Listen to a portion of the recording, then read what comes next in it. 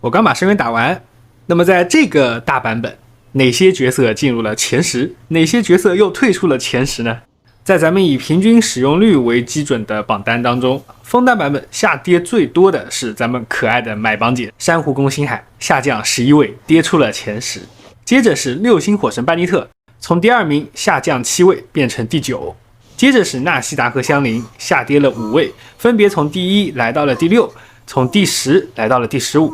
之后是将军和叶兰，下跌了4位，行秋则比较稳定，小跌2位。叶天地安如磐石，排名不变。而钟老爷子的含金量还在提升，居然逆势上涨了2位，进入了枫丹的前3。而枫丹最大的赢家当属白竹，因为枫丹战舰的存在，上涨了4位，从第9涨到了第5。那么枫丹的前2名自然是第1弗妮娜，第2纳维莱特了。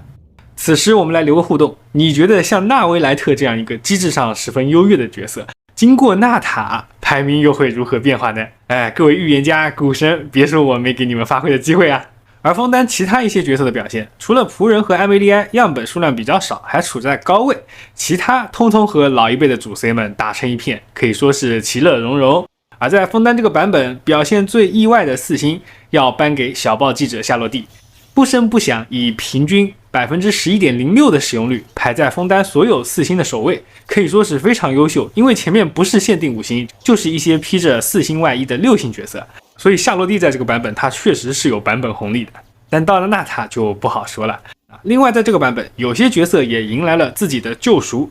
有些角色的受追捧程度呢也有了明显的下降。比如说萧，因为下落攻击拐闲云的上线，萧的使用率从原本的个位数上涨到了最高 18%， 走出了这样的趋势，可喜可贺。而灵华、胡桃、将军、星海、尼鲁等角色在枫丹难掩疲态，即便是夜天后，其实也有着 16% 的下跌幅度。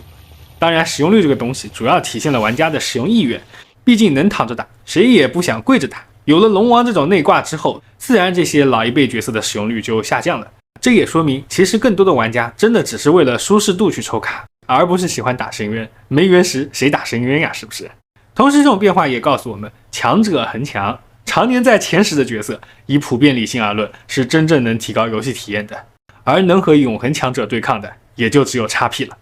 最后这个版本，我用自己的实际操作验证了一些事情，就是原神如果你真的想要满清深渊，其实难度不高，当前版本的角色0+0或者0+1 24词条就能够做到，而且还真的不一定需要版本的大 C， 因为我有一个账号上面是没有龙王的，然后我在深渊里最常用的2支队伍，一支是灵尼，另外一支是灵人种门。当然更多的玩家在满星的基础上追求舒适度，所以命座专武更高的摄影物也都变成了刚需。那客观的来说，原神这个游戏对资源投入的要求真的不算高，我认为原神其实更像是一款偏运营的游戏，但它氪金的商业模式和数值养成的系统也赋予了它效率的玩法。那么当玩家去追求效率和更爽的时候，成本的累积也会随着时间去提高，然后产生压垮体验的风险。所以我们说理性游戏、适度游戏真的不只是一种要求，也是切实为玩家心情考虑的一种举措。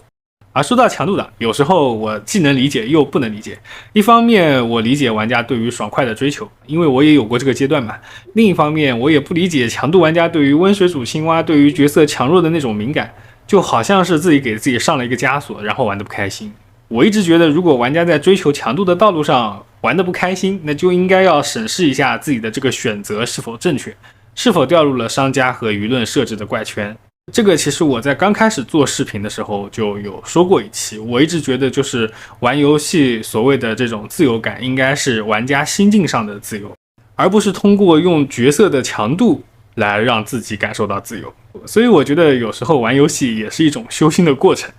好的，我是提瓦特地理，那么祝大家游戏愉快，纳塔马上开门，有缘的话我们至东还会再见。